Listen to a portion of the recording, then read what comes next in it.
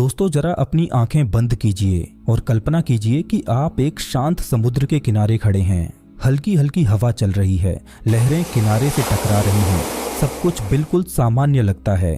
लेकिन क्या होगा अगर मैं आपसे कहूं कि इसी शांत पानी के नीचे लगभग 250 फीट की गहराई में इंसानों ने ऐसा कारनामा कर दिखाया जिसे कभी नामुमकिन कहा गया था। यह कहानी सिर्फ एक सुरंग की नहीं है, यह कहानी है एक सपने की, एक जिद की और उस हिम्मत की जिसने समुद्र को भी रास्ता देने पर मजबूर कर दिया।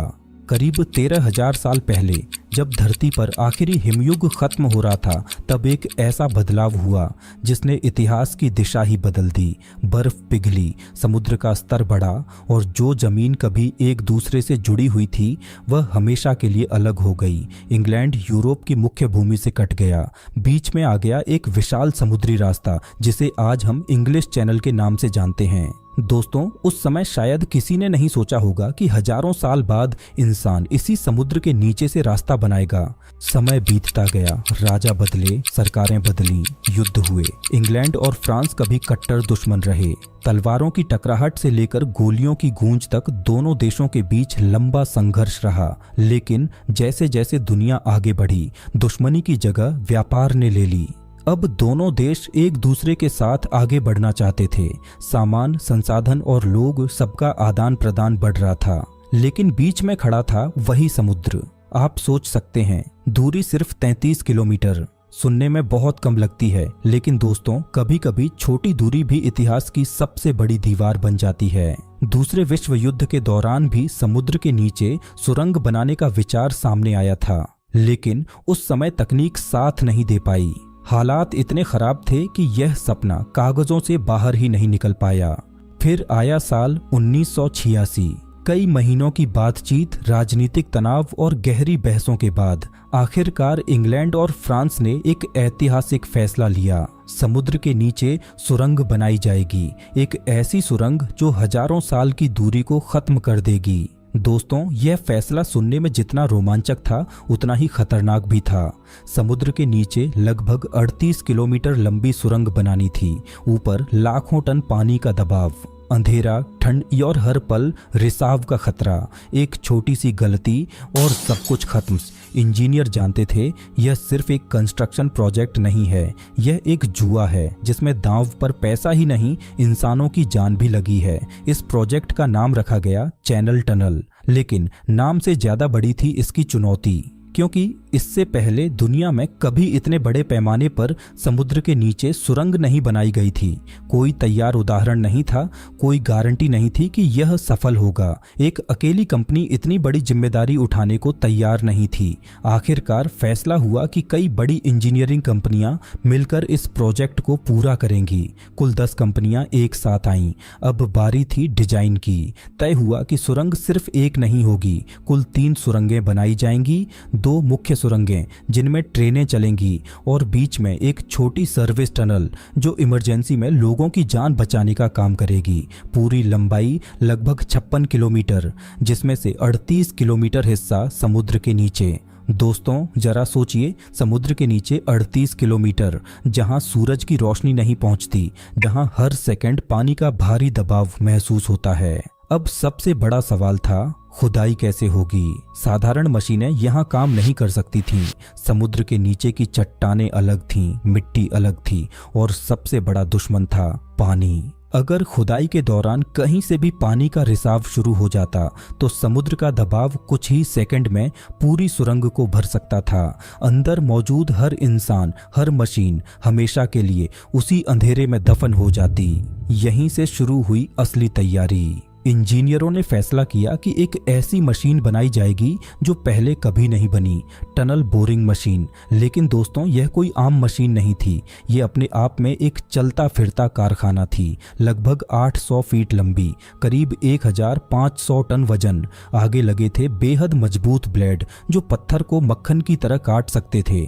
और खास बात, ये मशीन खुदाई करते हुए पीछे पीछे सुरंग की दीवारों को कंक्रीट स्लैब से मजबूत भी करती जाती थी। थी, लेकिन यहाँ भी एक बड़ी चुनौती छिपी थी। इंग्लैंड की तरफ जमीन के नीचे चौक की मजबूत परत थी जो पानी को काफी हद तक रोक सकती थी, लेकिन फ्रांस की तरफ जमीन में दरारें ज्यादा थीं। वहां पानी के रिसाव का खतरा कहीं ज्यादा था। इसका मतलब साफ था, दोनों तरफ की मशीनें अलग डिजाइन करनी होंगी, दोनों को अलग अलग खतरे झेलने होंगे। दोस्तों, एक तरफ सपना था, दूसरी तरफ समुद्र का डर। साल 1988 में आखिरकार असली खुदाई शुरू हुई। विशाल मशीनें धीरे धीरे चट्टानों को काटने लगीं। हर दिन सैकड़ों वर्ग फीट पत्थर टूटते, हर घंटे हजारों टन मलबा बाहर निकाला जाता। दोस्तों, अब असली खेल शुरू होने वाला था। दो देशों से, दो अलग दिशाओं से समुद्र के नीचे दो विशाल टनल बोरिंग मशीनें आगे बढ़ रही थीं। लक्ष्य साफ था, बीच में जाकर एक दूसरे से मिलना।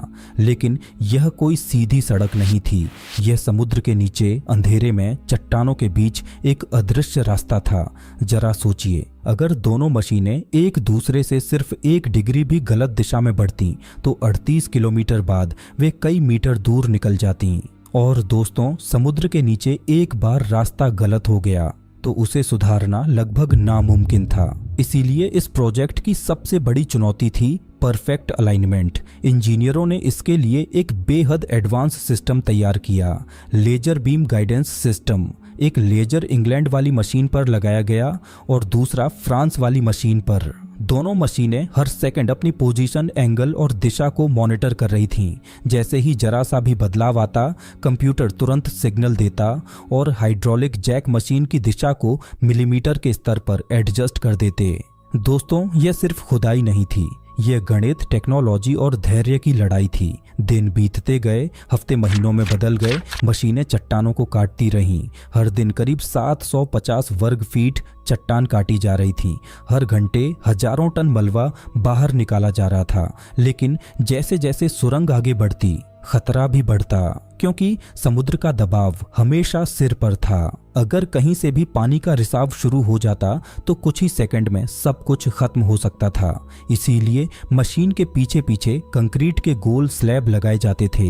हर स्लैब एक रिंग की तरह सुरंग को पकड़ लेता था। दोस्तों, पूरे प्रोजेक्ट में करीब 75 लाख कंक्रीट स्लैब लगाए गए। हर रिंग का वजन लगभग 40 टन। इतना कंक्रीट इस्तेमाल हुआ कि उससे कई गगनचुंबी इमारतें बनाई जा सकती थीं। कल्पना कीजिए उस माहौल की, चारों तरफ मशीनों की आवाज, अंधेरा, नमी और ये एहसास कि ऊपर लाखों टन पानी है। फिर आया वो समय जिसका सबको इंतजार था। 3 साल की लगातार खुदाई के बाद दोनों सुरंगों के बीच सिर्फ 100 मीटर का फासला बचा था।